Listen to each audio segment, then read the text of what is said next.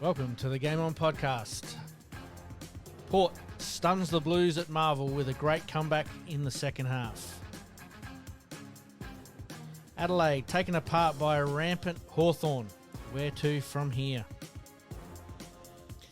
And is this clanger of the year, the GWS goal that should have been? Let's get started. Welcome to the Game On podcast. My name's Pete, once again, joined by Malcolm, and today's hot topic, Essendon implode again. Where to from here for Essendon? I reckon Kane Corn subbed it up pretty well, where he started going through some of the Essendon players where there's just no reliability. You know, Jake Stringer, I think, has kicked 9 goals in their losses this year, and went through some others with just their lack of consistency, and to go from now where it looks like they're going to miss the 8 from where they were 6 weeks ago is quite incredible. Got a little bit of an audio grab for you, mate. Let's have a listen to this one. When are you going to change? When is it going to happen? Where you take yourself from an average team into a team that consistently plays finals, and you can handle the stage and you look the same every week. When? That was Mark Thompson 10 years ago. Yeah. It's very it's ironic, amazing, isn't it? He has put it on the line back then. Haven't learnt from their mistakes, and it's going to cost them a final spot for the second year in a row. And the way that I've seen the graph tracking, they're exactly the same as what they have been in the last 2 years, showing promise, sitting in good positions, and haven't been able to finish it off. Don't know where to from here for Essendon. All right, let's move on to Sydney. Sydney slow starts. It's going to cost them, and it has cost them. I was there on Sunday, and it was bizarre, Pete. There was a couple of things about that. Sitting with Pete Vasic. G'day, Pete. You guys listen to our show. Yep. Retro on the Footy Scrapbook page runs that. It's a good man, Pete. And we're saying, Sydney people, it's almost like it's the theatre event. Then sort of not there. It's not the footy side of things. It was quite. And as Western Bulldogs kicked a goal in the third quarter, 2,000 people were leaving or so a time. Yep. And I said to Pete at one stage, the Western Bulldogs, Darcy took a good mark down forward pocket end, far end. Mm-hmm. I said, you turn one way, I'll turn the other. We'll just roughly try and count How many people are walking out? leaving. Mm-hmm. And it was 1,500. And honestly, actually, in terms of getting public transport after the game, It made it easy. Yeah, thank goodness they had all left and that, so it was easier. But it was a different experience. Sydney were terrible, and I think that crowd only gets involved if Sydney do something. They're up and down. It was a weird atmosphere and a shocking game. It was Absolutely. Oh, mind you, I do thank Tom Harley for the tickets. I will say that. Absolutely. All right.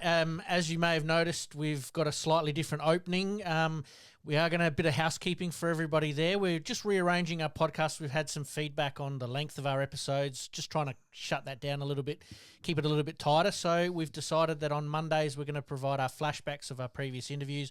Wednesdays are now going to be our normal podcast day. And then on Friday, we're going to play just the past player, past legends segment. And this week coming up, we've got Chris Thredgold, which is fantastic. So Great to have Threaders on board. Absolutely. And if you haven't noticed, we have done a little bit more social media in the last couple of weeks. We do have a YouTube channel now up and running. Episodes are published there, and replays are obviously done via Facebook as well. So let's get into Around the Grounds. Around the Grounds.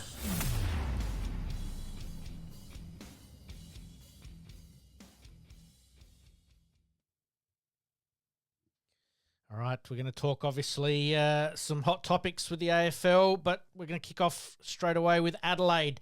Showed for a quarter and a half that they can match it with some of the best teams, but can't sustain it. The power running of Hawthorn was just impressive. Yeah, I haven't seen the game. Not exactly shattered about that. Haven't seen any of it. But I've just seen a few briefly a few highlights of which were just basically Hawthorn strolling in, kicking easy goals. The lack of pressure from Adelaide was horrendous. Absolutely. All right, let's listen to Matty Nix's press conference and we'll go from there. Does it have a pretty sour taste? Yeah, it does. Yeah.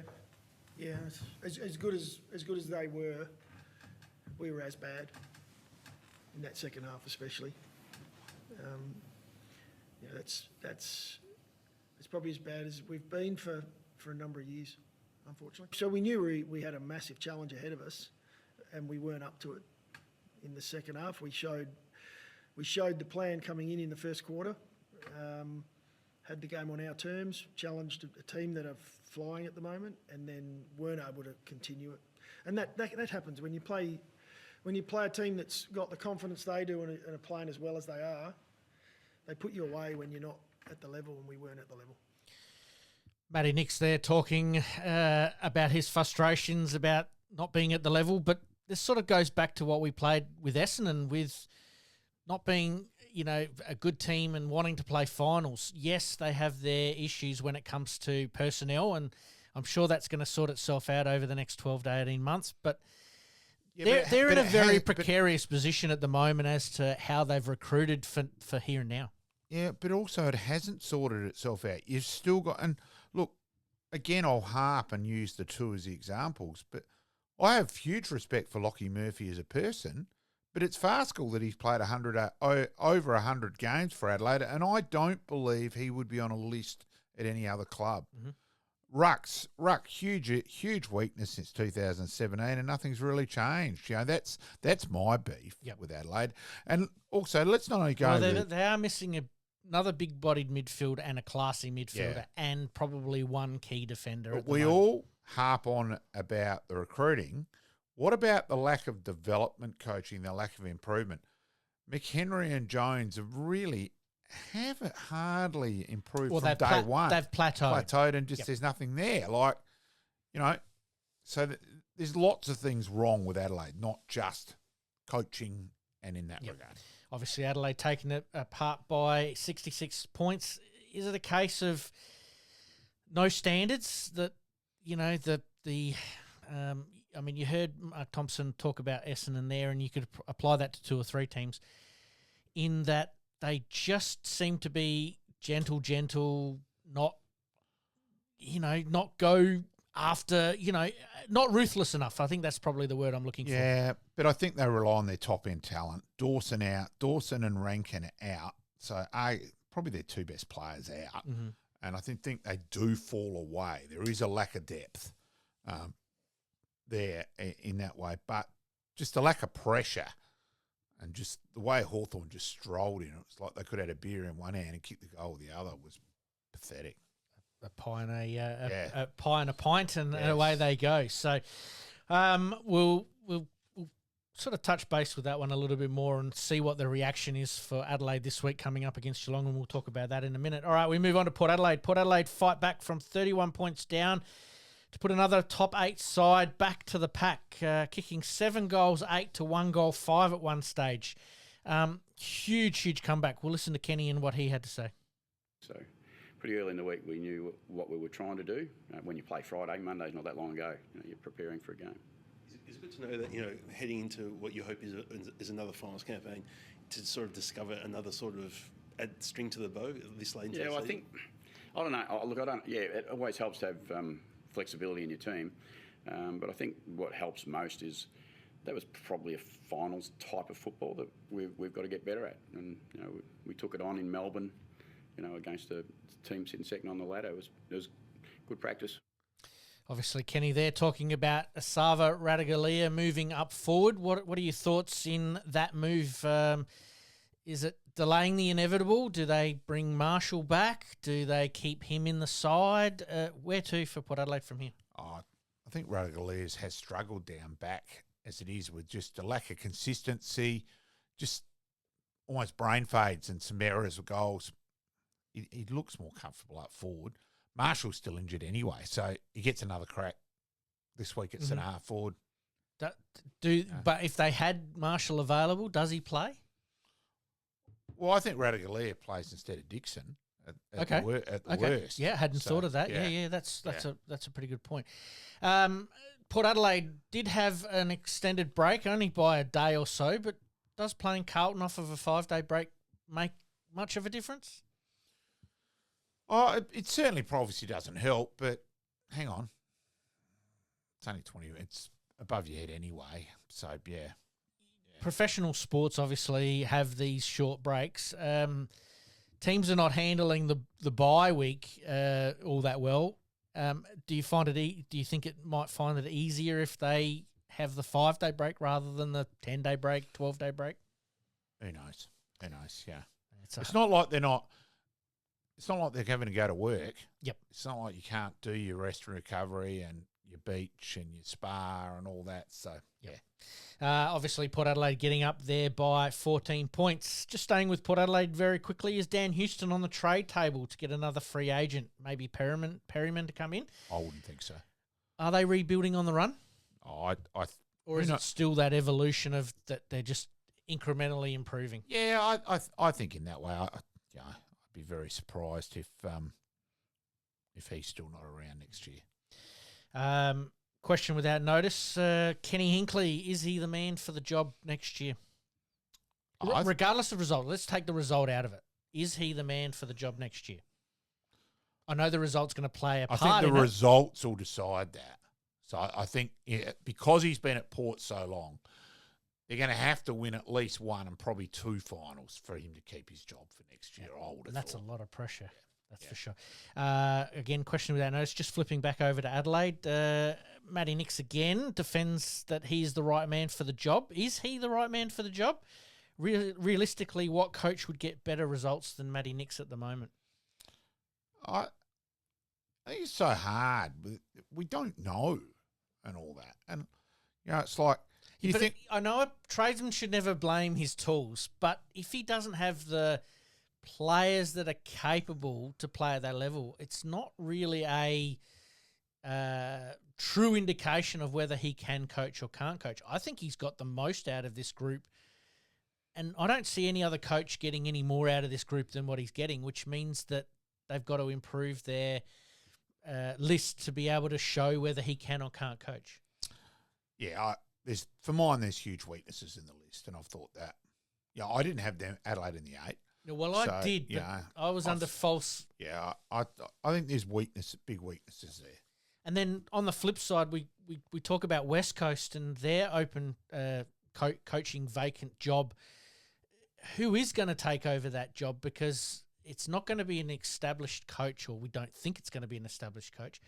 West Coast going to go out and handpick a select number of coaches to apply for that job, or is it going to be open slather and here's the job description, put your best foot forward? I think they'll target people. I think they'll target who they want to interview. Is it a case of West Coast getting a coach in to get them through this rebuild period and then go after somebody with a bit more experience? Possibly, because I still think they're in for a fair bit of pain yet with their list as well. Pretty scary. All right, let's move on to some of the hot topics. Tyson Stengel admitted to hospital after a night out after Saturday's game in Tasmania. Not a good look when you've just signed a contract to stay at Geelong. What are your thoughts, mate? Yeah, it's a bit bizarre. We've all got suspicions on it. But they've also said his drink might have been spiked. Yeah, I think we're better off to leave that one alone. Fair enough. That's okay. Not a problem. Carlton have now come back to the pack. This year's final series is set up brilliantly. It's up in the air. What are your thoughts, mate, on some of the pack trying to chase that elusive top 4 finish? Oh, and that's exactly the word at the moment. It's elusive. Sydney. Imagine now if you'd said at the end of round 4 when Brisbane and Norton fall, what odds would you have given Brisbane to finish minor premiers? And at the moment, they are still a chance. Yep. Yeah, it's incredible. And it's, Well, Sydney losing, 4 out of their last 5 games, and not in a pretty way either. Although the 4... Well, 3 out of the 3 of the 4 have been close. Yeah, 10 points. The weekend was shocking. It's a huge test for them this week against Port. They get Rowbottom back, who helps a lot with their physicality, but it's a massive test for them. Missing Papley? Yes, no doubt about that. No doubt. And look, Sydney have been lucky. They haven't had many injuries this year, and then all of a sudden they've got a few. Yep. I think there were some worrying signs for Sunday that Parker the game looked like it had gone past him. Now, hopefully it's an aberration, but he just, watching it was the classic of the footballer who's older that his body won't get him where his mind wants. Yep. So we've just got to wait and see on that. Do you still back Sydney's structure, even though they're missing a couple of players? They get them back, obviously, maybe around finals time. Hopefully. Is it the case? Yeah, that Sunday, up until the weekend, I was, they'll be fine. But Sunday was a real worry because they were terrible. And the Bulldogs have found another level as well. All of a sudden, Is Lob going back?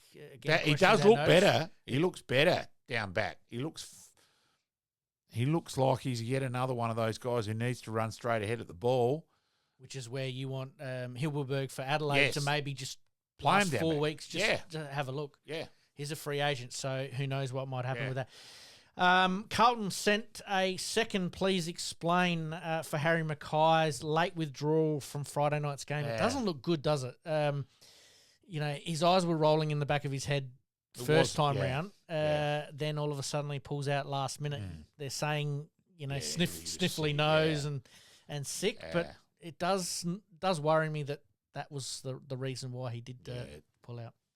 It's smelly. Leave it at that. All right. Well, then that leads me into my next point: is that the AFL fined the Brisbane Lions $40,000 for breaching their concussion protocols after the handling of Harris Andrews' incident. Yeah.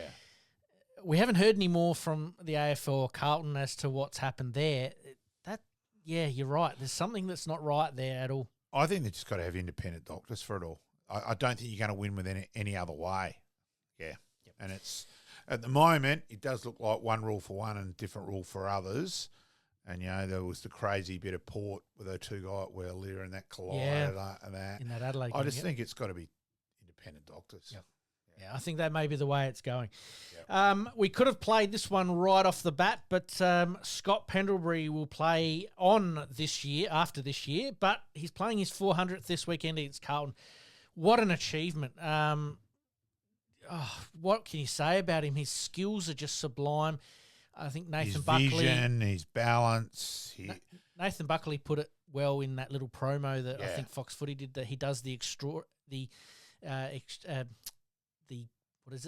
extraordinarily well. Yeah. Look, he's a champion of the game. The ordinary done extraordinarily well. Yeah, we get sick of the basketball reference, every turn, and imagine how many times that's going to come up Saturday night. We should run a book for that. We should. Drinking game, maybe. Yeah. But yeah, he's a champion of the game. Whether I don't think they can go with him side bottom and Howe again. So it's going to be interesting to see what happens there. Which one are you keeping out of the three then? Pendlebury. You are keeping Pendlebury. Yeah. I think side bottom's just lost a step and Howe's almost in the same boat. Yep. Body breaking down a little bit, whereas Pendlebury hasn't broken down a lot over his career. And there've been an elbow injury or something. It's not like it's a soft tissue injury and the body's falling apart. A collision injury, different again. Yep. So, yeah. I did see a photo on, I think it was afl.com.au today, that they had a photo with Brent Harvey, Michael Tuck, Dustin Fletcher, Pendlebury, and Burgoyne and Kevin Bartlett was crook, unfortunately. To play 400 games. You just don't see that anymore, and I don't think, a bit like the 100 goal a year kicker, we're not going to see that again. Pendlebury is an outside chance to still knock off Boomer Harvey's record. Outside chance still. Yep. I mean, what more can you say? A great servant for the Collingwood Football Club. And the game. There'd be 17 other clubs that wish they had drafted him because he's been durable over the journey. I'd love to get him on to just talk about all the different coaches he's had, because he's seen a few at Collingwood over the time. He's just class, though. And it's just unbelievable that he's playing 400 games. All right, let's move on with a couple of quick hot topics. Are the Western Bulldogs looking like the Bulldogs of 2016? Well, there are a chance, aren't they? And especially the way the AFL final system's set up now, where you have that week off. So it's really, you've just got to be in form for a month. That's what they were in 16. Who knows? Yep. Harry Sheasel, 14 score involvements from 16 scores. Yeah, incredible. Might be the most underrated player of his age group. Look out for the future. He's going to be an absolute gun. How do North Melbourne manage him moving forward? Because I think he's going to be their best paid player. I don't think there's any doubt about that. Well, no, we know that. But how do they manage expectation versus reality? Because North are starting a long way back. Yeah. He's going to have to go through a little bit of the pain, which we've seen in the last 2 years, but there's still some more pain to come. Yeah, there is, but also they've just fallen short a couple of games. They've been pretty unlucky with Collingwood game. That snap at the end, if they get the 50, they win. The Melbourne game, so they could have easily won 4 or 5, and then we're going, oh, well, there is progression. So yeah, and they could have a breakout year like Hawthorn have had this year, just where suddenly just clicks. And they have got some promising juniors. There's no doubt about that. The rise of Jesse Hogan, him and Toby Green, are they the key to GWS going deep in the finals if they make it? Because again, if they make it. But yeah, I do. They're the two key pillars up forward. They kick eight between them each game. They're around the mark. Jesse Hogan having a breakout year. I think he's going to earn his first All-Australian. Now, he's been at 3 clubs. Yeah. Maturity has taken a while to kick in. Is it a bit of a snapshot of AFL players sometimes that it does take them a little bit of time to actually find their feet? It's just be interesting to go through how many people, if All-Australian finally occurs at their 3rd club. It'd be interesting to know how many of their... Well, Stengel's probably the recent classic example of that, moving from Adelaide to Geelong. After starting at Richmond. At Richmond, yeah. Yeah. So, it's not like it hasn't happened before, but it is rare. I agree with you. Yeah. Do you see him winning the Coleman this year, Hogan? He'd be the favourite at the moment. Yeah. So he'd be up there. Yeah. Jesse rising Draper. Yeah, rising star nomination, Josh Draper from Fremantle, getting the chocolates for the Rising Star nomination this week. Pretty assured down back. He's pretty confident, pretty calm and composed.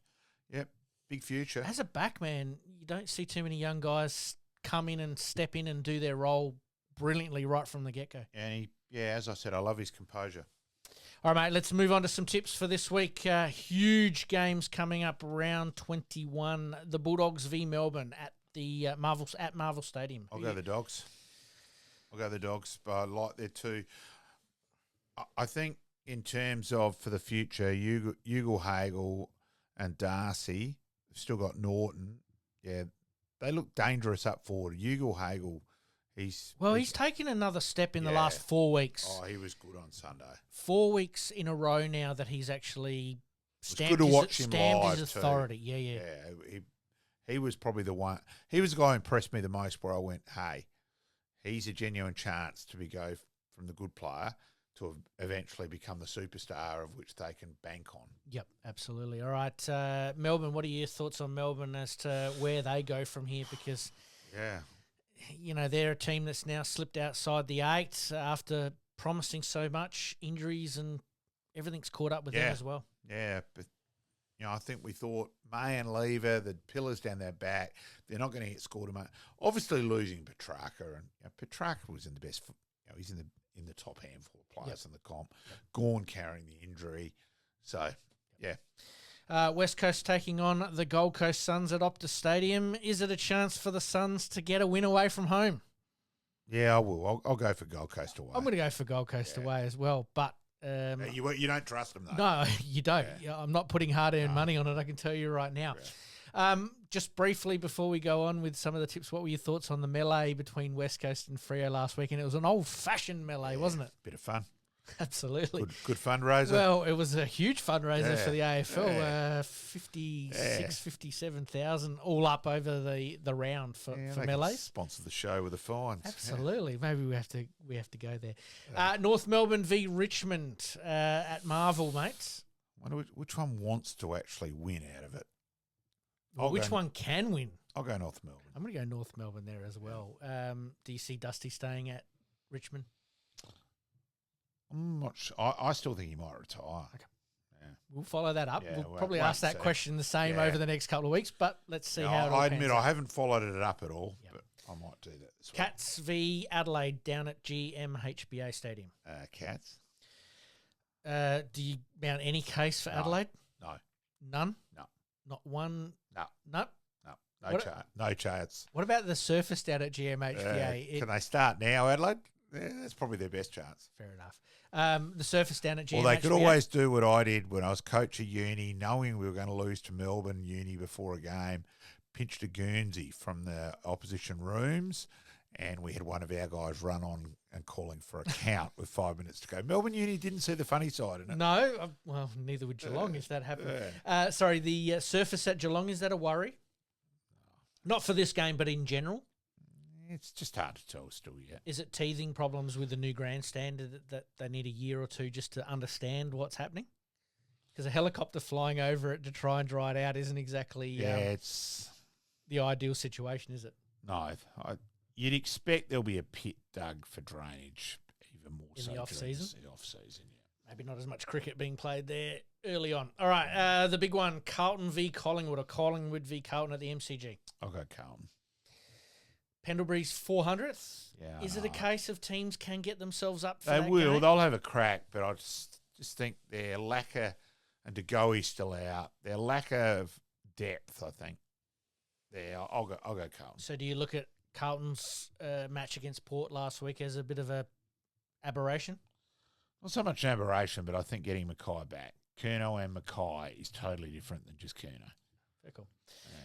Port Adelaide and Sydney. Have Port got Sydney at the right time to start not only their premiership race, but with Sydney where they are at the moment? Yes. I think they have. After watching last week, look, there's also been rumours that there've been a hard training phase and they'll get out of that. But geez, all of a sudden Sunday you had guys like Gordon who weren't missing a kick at the start of the year, were lacing the ball inside out between us two. Yes. And all of a sudden Sunday he had one shot and it went out on the full by 50 metres. It was just staggering. And we know how much sport's played above the years. Yep.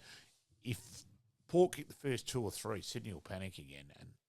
And Sydney's slow starts haven't helped them previously. Yeah. This one I'm really looking forward to. Maybe the game of the round, apart from a couple of other ones that are going to be ladder defining, which is the Giants and the Hawks. Should be a good game. It's at Manuka Oval, so it's not in GWS's home ground, so to speak. It is their second home ground.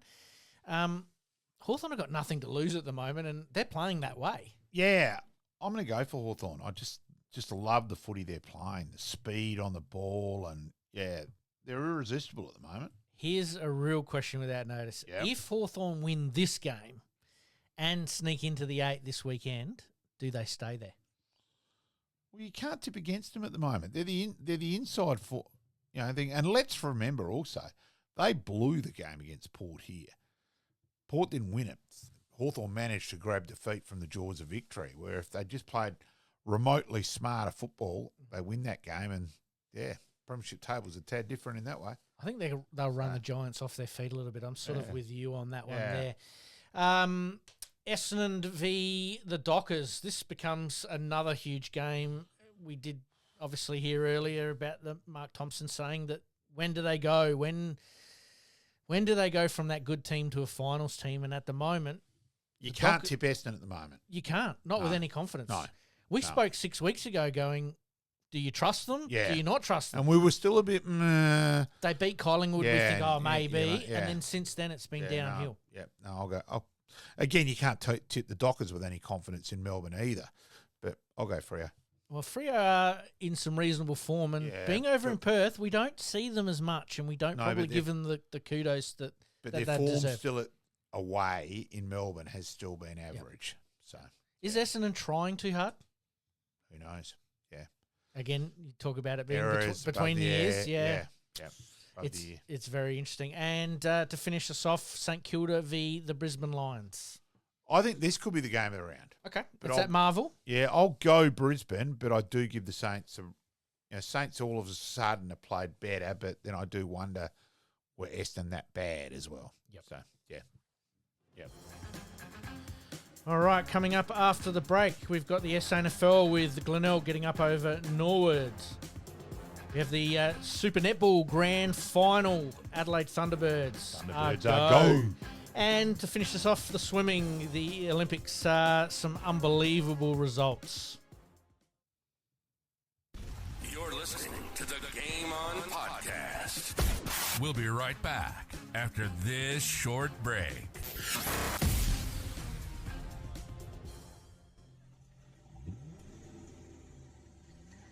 A dents and scratches putting a dent in your day?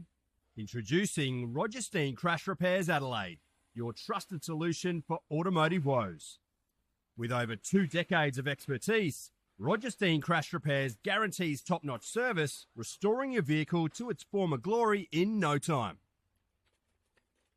From minor dings to major collisions, our skilled technicians handle it all with precision and care, using state-of-the-art equipment and techniques.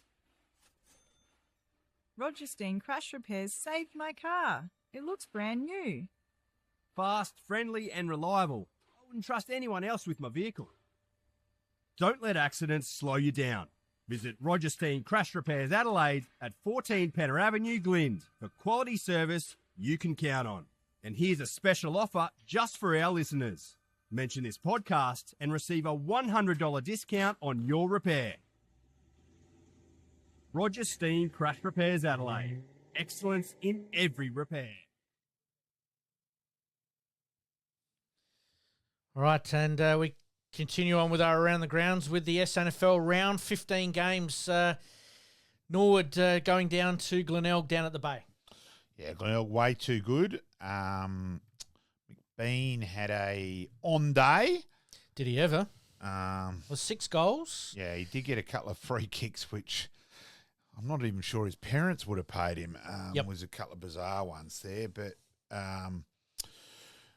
well, Norwood haven't got a good record their record down at the Bay is horrendous. Yeah, it's last what was it, 12 games or 7 or 8? I can't remember the exact statistic right off the top of my head. But kicked the first 2 goals of the game, and really from about the 15-minute mark of the first quarter, Glenelg looked the better side. Absolutely. Central's just getting up over North Adelaide in a tight tussle. Actually, most games until about half-time were pretty tight. But well, they kicked 7 goals in the last quarter. The Dogs came from well back. So, yeah, that's a big result for them. Where does that leave North Adelaide? Because, they're right on that top 5 spot at the moment, and they've failed in the last couple of weeks to take hold of that top 5 spot. Both the Eagles and so all of a sudden Adelaide are in the reckoning for 5th spot. Yeah, it's a crazy thing.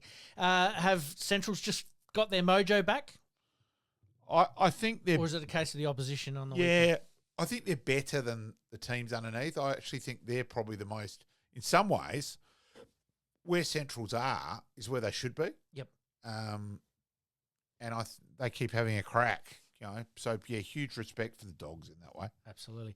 Sturt getting up over Port Adelaide. Again, Team Sturt were down at one stage. Not by a lot, but they were down a little bit. Port Adelaide were on the march, and then all of a sudden, Sturt went bang. I might have been saying those words, come on, Port, which doesn't happen very often. So, yeah. We might have to take a little grab of that. Yeah, that doesn't happen very often. No. There's a blue moon outside. Yeah. Must be. It would have been a good result for Norwood.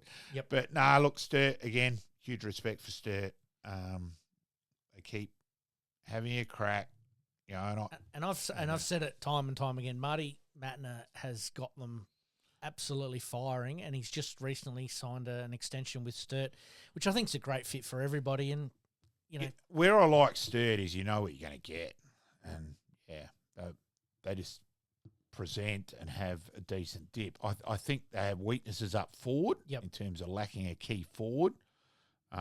Is it a case, and we could probably run this rule over a few teams, is that Sturt are a team that they're good and they're bad.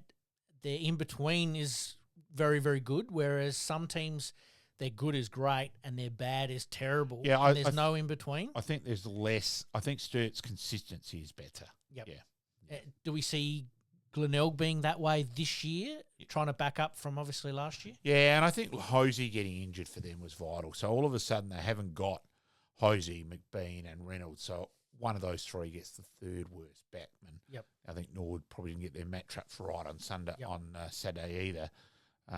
So better off to have that now than later on. And a Nord in that boat as well, with their best is unbelievable and their worst is not as good as we'd hoped. Yeah. Hopefully that was a blip, but it's a worry not to kick a goal in half a footy. So it's a huge, massive concern. So, yeah, wait and see. Got to close that gap a little bit, and Sturt probably do it better than most.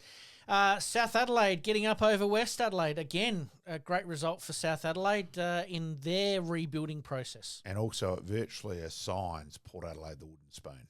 So that's a great result for footy. Where to for West Adelaide, mate? Disappointing. They've had some strides this year. They have, mate. Look, they're not going to finish. As much as it sounds mucking around, their aim was not effectively. We don't want to get the bloody wooden spoon again, so they have progressed. Yep, and that. Yep.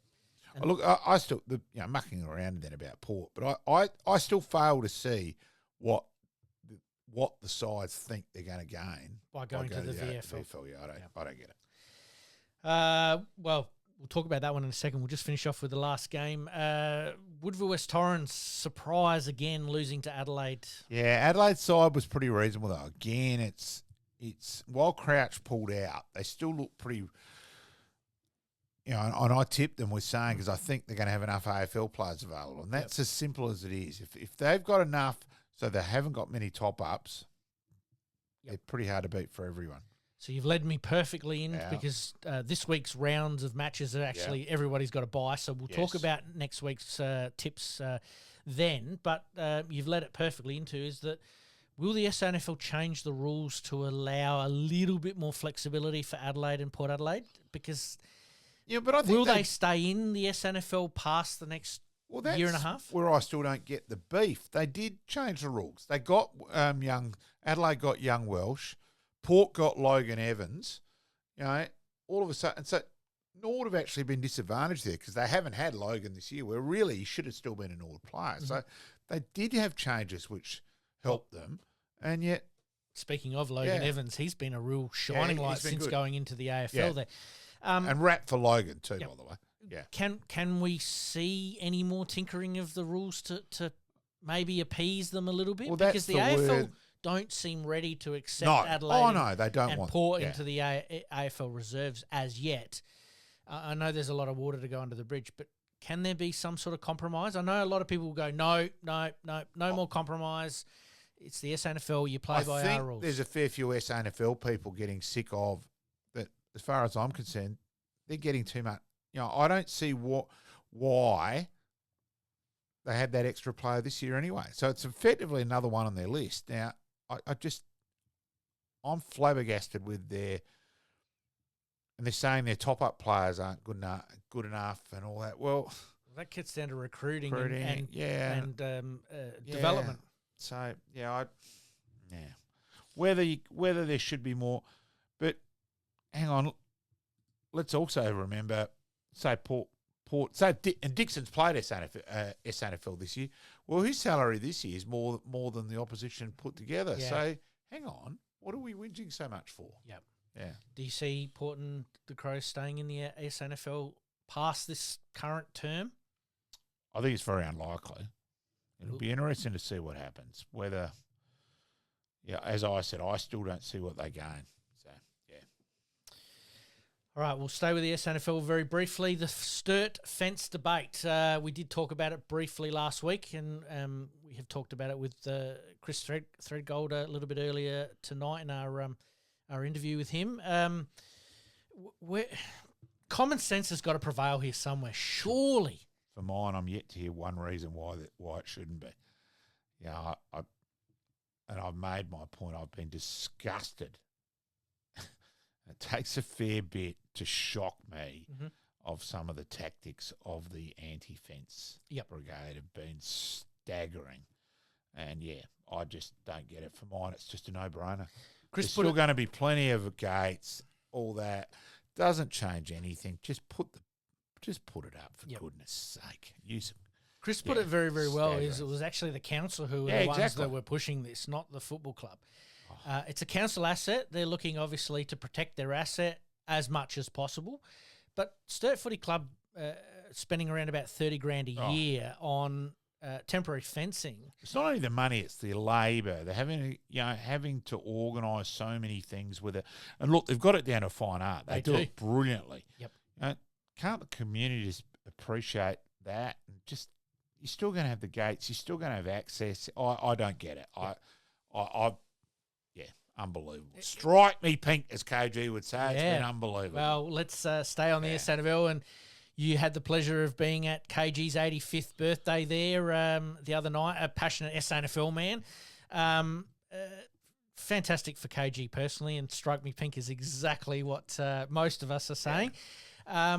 Your thoughts on that, mate? KG's an ornament to South Australia. Look, I'm 61. I was KG's fourth caller on his first night on radio on 5DN, which I did speak to Sally about, and she was going to go home and try and find the book where KG's got a book of it written up, right? And that of his first night, and I said, yeah, I may have been the first person who got the G'day Champ to you, and I'm now 61, so we were laughing at that. And look, well, on my memory of KG, I actually rang him as a youngster for a Father's Day promotion. My grandfather and won a electric razor, which he used until practically the day that he passed away, and that was going back 20 odd years past winning. So I'm going back 50 years with him. Yep. Yeah. And look, I knew KG because I scored at Kenzie as a kid, so I mucked around with him and said, "You and Bob blew it with your 2 pork chops carrying on," and so a bit of fun there with KG. But look. Yeah, as I said, ornament the game, and Causey did a really good job of it as well, and pretty incredible, 85 and 76, and they're still both going. And still one of the most popular sports shows on the on Saturday morning there, and good to get KG obviously back to 5AA. I think that's probably his home, isn't it? Yep. Just before we finish, did we sell a book to KG? Does he already have one? He may have got that as a birthday present. There you go. Fair call. All right, finish us off on the SANFL. Norwood sitting top, Sturt sitting second. Only percentage between them now. One more win for both of those teams, and they pretty much will guarantee themselves finals for this year. Glenelg and Centrals sitting third and fourth, and Woodville West Torrens sitting fifth. North Adelaide and Adelaide are chasing them down at the moment. Only one win between them. Do we mount a case for Adelaide or North Adelaide jumping in? Well, I think Adelaide on form, and all of a sudden, if they get Crouch back and a few more, it pushes a few more around. So all of a sudden, and if they finish fifth, I think they're dangerous. Yep. So question without notice. With Adelaide not making the finals in the AFL, which we sort of knew a few weeks ago. But now it's 100% confirmed. Yep. Do they then look at bolstering that up to try and make finals this year and play a few more of those young ones through the AFL? I think they should be playing that anyway, to have a look at some of the young guys through the AFL. That's probably been like Dowling and KRIEVS. That's been probably the best aspect of Adelaide. So, yeah. West Adelaide then sitting in eighth, South Adelaide ninth, and Port Adelaide finishing in last spot at the moment. Should be interesting. All right, let's move on to the netball. Thunderbirds are go. Saturday, the 3rd of August, 6:30 p.m. Be there or be square. After the Vixens win a 1-point thriller. Are we wary of Adelaide after beating them so easily last time? Are we wary of them? Yeah, of course you are. Vixens, the old nothing to lose mentality and all that side of things. But, And they've got a point to prove, don't they? You know, they did get comprehensively beaten in that major semi-final. It is a worry. But being home here in Adelaide, do we see the party? Hopefully. Yeah, going on there.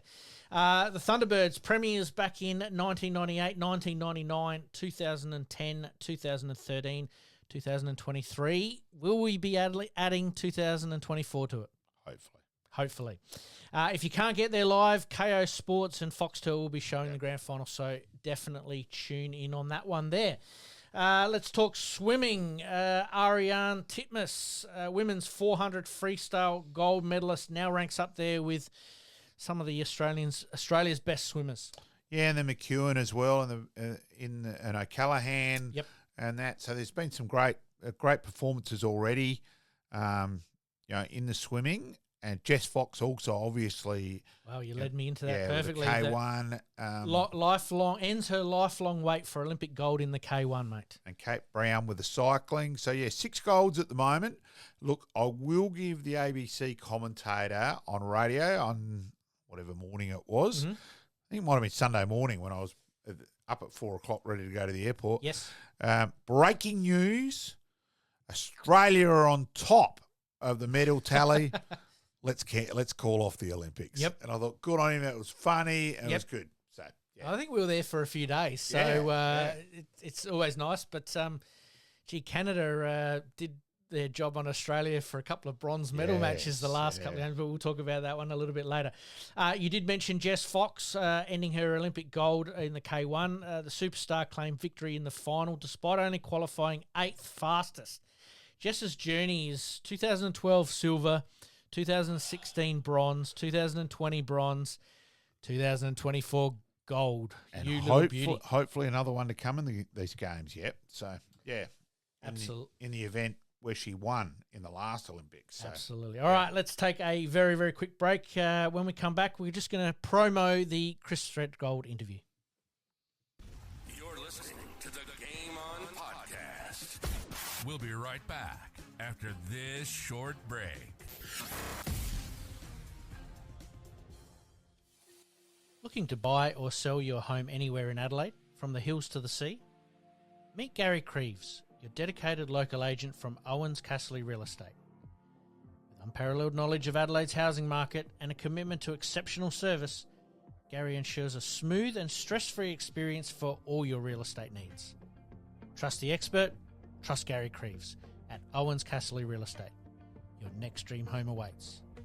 Contact Gary today on 0422 071 317 or on email garyk@ocre.com.au.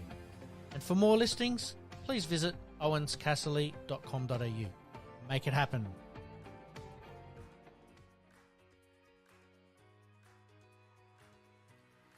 We're going to promote the Chris Thredgold interview there, starting at North Adelaide there with 2 games and then moving across to Sturt. Unbelievable that Chris has joined us today and given us a little bit of background in how that all came about. Yeah, quite incredible. Yeah, very honest by Threaders as well. And I probably should have worked that out earlier. But, it's stalwart as Sturt. Incredible that he's still involved heavily now. Yep. Yeah, so he's a Sturt legend. Absolutely. All right, now to listen to that interview, we're going to be we're actually going to be playing that interview on Friday from around about 8 a.m. So check your local podcast providers, YouTube, Apple, Spotify, anything that you need to listen to the episode. We're just trialing a little bit of a different format at the moment, just to shrink things down a little bit and make them a little bit more manageable. So if you can, join in. All right, let's get into Happy Days. Happy Days.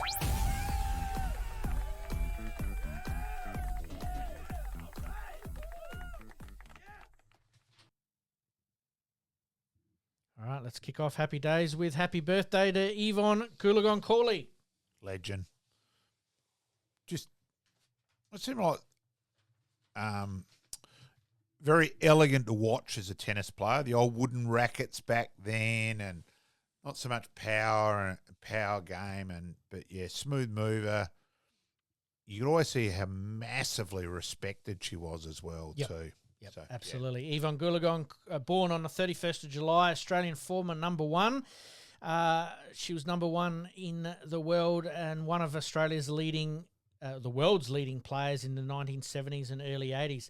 At the age of 19, she won the French Open singles and the Australian Open doubles championships. Later with Margaret Court. She won the women's singles tournament at Wimbledon in 1971. That's probably the one that we most remember, isn't it? Agree. Absolutely. Yep. She became the first mother to win Wimbledon in 66 years. Goolagong went on to win 14 Grand Slam tournament titles, 7 in singles, and and 6 in the doubles and a few in the mixed as well. She represented Australia 3 times for the Fed Cup competition and the title in 1971, 73 and 74. Australia's always done well in team competitions, haven't they? Yeah. But as I said, lovely lady and, ornament to tennis. Absolutely. Just to finish off on Yvonne there, she was appointed member of the Order of the British Empire in 1972, and the Order of Australia in 1982.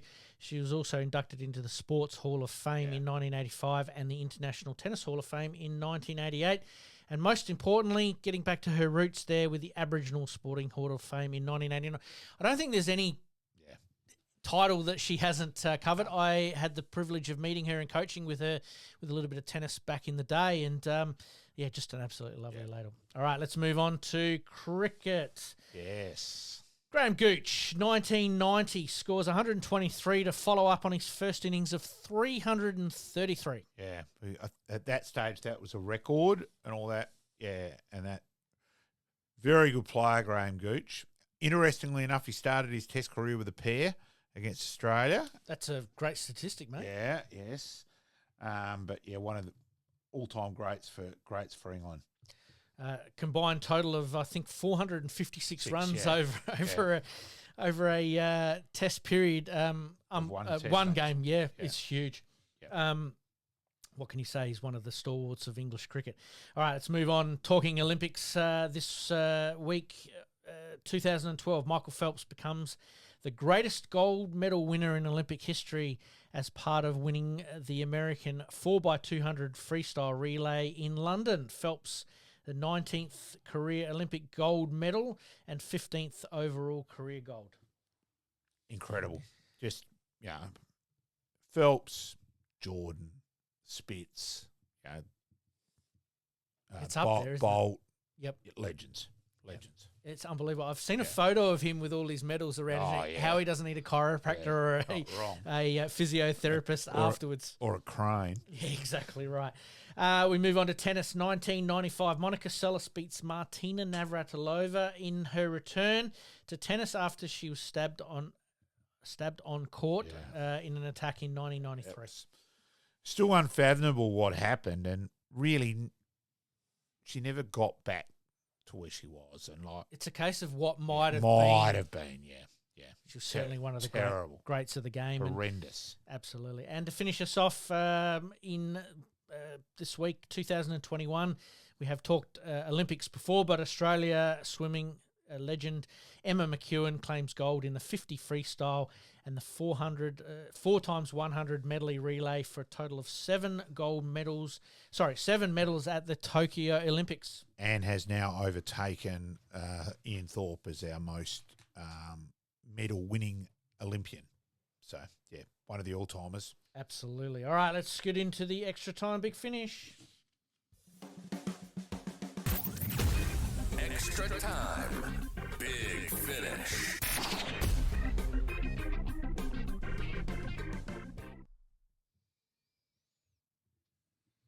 All right, mate, I thought you might like this one here. Ricky Ponting for the cricket parts way with the Delhi Capitals after 7 years as coach. Is this surprising? I think it's more surprising that you managed to stay 7 years as coach in India. If you don't tend to win in India, you tend to get the lemonade and SARS very quickly. So, look. Do we see him coaching another IPL team or maybe making his way back to Australia to help out? I know a lot of these things are up in the air for a long period of time, but he's got a lot of IP that could be tapped into. Yeah, there's no doubt about that. That's what he wants to do, though. I'm surprised that he coached so much, considering young family and all that. Mm-hmm. Obviously, he doesn't need the cash. Yep. Yeah, it's not like he's struggling for Pat cash. So, it'd be interesting. I know no decisions have been made with the Saka job, but is it something that maybe the Saka should look at, or not really? I think he'd be probably out of there. I would have thought he just wouldn't want the time commitment for that. You go over the IPL, their window, and bang. Yep. Even then, I'm surprised that he dedicated that amount of time, but I don't think he'd go longer time commitment. Fair enough. All right, let's move on to the NBA or the NBL. Talking Olympics at the moment. Josh Giddey has declared that the Boomers' crucial first-up win over Spain at the Olympics was a great full team effort, but unfortunately going down to Canada today or late last night, sort of thrown a little bit of a spanner in the works, but they've got their final pool game against Greece on Friday. Oh, it was considered the group of death to start with. People, in the basketball people, there were people saying that we could actually play very well and not win a game. Yeah, so it's not doom and gloom in that way. No. Do we see Australia getting out of the group of death? Still pretty doubtful. So wait and see. They're gonna need to back up. Obviously, Canada do have a fair chunk of NBA talent on their list, so understandable, but probably could have been a little bit closer anyway. But good luck to them against Greece on Friday. And sticking with basketball at the Olympics, the Opals' opening game doesn't go as planned, losing to the bottom-ranked team in their group. That was probably way more disappointing. And you think now they probably won't go past the group stage, where the Opals have been the stalwart and the standout for Australian basketball, always competing down to the wire in the Olympics, generally, playing off for that bronze medal. Yep. But you wouldn't think so. So it looks like it's going to be pretty disappointing there. Absolutely. All right, let's talk a little bit of NRL very, very quickly. The South Sydney have continued their late season resurgence with a 48-28 win, almost some cricket scores there against the West Tigers. On the Central Coast is one of the most attacking games of the season. High-scoring game. Absolutely. Just a quick rundown of the NRL top 8. Storm, Panthers, Roosters, Sharks, Bulldogs, Cowboys, Seagulls, Dolphins. The Raiders just outside the 8 there, but the Storm again up the top of the ladder. Always are, aren't they? Incredible. Is absolutely crazy. Especially when in a non-rugby town as well, and how consistent they are. And agreed. Incredible. It's one case study that you'd love to just sit on, be a fly on the wall, that's for sure. All right, let's move on to soccer very quickly. The Matildas torn to shreds in their Olympics opening game. Questions asked if they got too big for their boots in the 3-0 loss to Germany. They certainly got hammered by a few people who have good credentials in soccer. It wasn't fly the Panthers, social media peanuts. Yep. And then they come out in their second game to keep their dream alive after one of the most thrilling international football games in history. 11-goal fest, 5-2 down, come back to win. It's just one of the great comebacks. And Sam Kerr not being there, is this a big thing, or is this? Oh, it's not only Sam Kerr. It's not only there are other injuries as well. So they've actually been pretty unlucky in that way. But 6-5 is that's a crazy 5-2 down at half time. Crazy scoreline. Yep, unbelievable. And just to finish this off on soccer, the Canada coach sent home after a drone was used above an opposition closed training session. I think it was New Zealand that they would. I mean, what are you going to garner from that? Seriously. Heard it driving to the airport on Sunday morning, and Emma and I were pissing ourselves. To scratch your head. Yeah, unbelievable. Yep. We move on to tennis. Alex de Minaur withdraws from the Olympics in the singles. Not surprised. No, but he gave it his all to try and get himself right for the country. He's did. now in the doubles. So you've got to wonder, though, him not playing singles, huge, but then playing doubles, I'm not sure about that. Yeah, no, I'd rather him pull out altogether. Yep. Yeah. Juicy second round clash between Novak and Rafael Nadal happened. Novak getting up on top. It was a mouth-watering contest at the first bounce of the ball, mate. That was about it.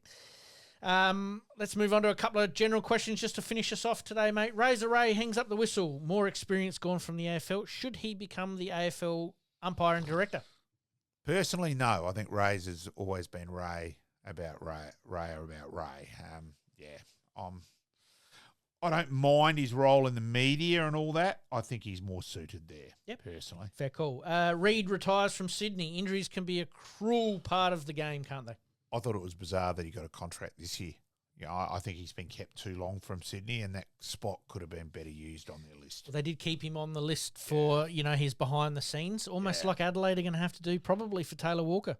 Yeah, potentially. Yep. Potentially. Will AFL clubs have the opportunity to trade players with standing contracts far more easily in the future?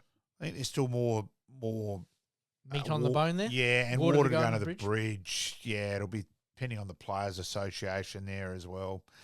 I think it's a possibility. It's a maybe. Okay. Yeah. Very cool. And to finish us off tonight, mate, we'll get you out of here on this one. Formula One, Piastri runs second after another controversial finish. Will he become Australia's best ever Formula One driver? He's sitting fourth now in the Players' Championship. But, will he become Australia's best driver? Potentially? Potentially. Age is on his side. That's probably the best part. Jack Brabham, though. Yeah. Jack still gets my vote. Yeah, I knew you were going to say that, but I thought I'd ask the question anyway. He still gets my McGarry medal. All right, mate, we better wind things up there. Yep. Again, it's been a huge episode. Again, a bit of housekeeping for everybody. Our Past Players, Past Legends segment has now moved to Fridays. So please tune in for that there, mate. I thank you once again. Thanks, we'll mate. leave the good, the bad, the ugly for this week. But as per usual, we promise to do better. Thanks, mate. Thank you, mate.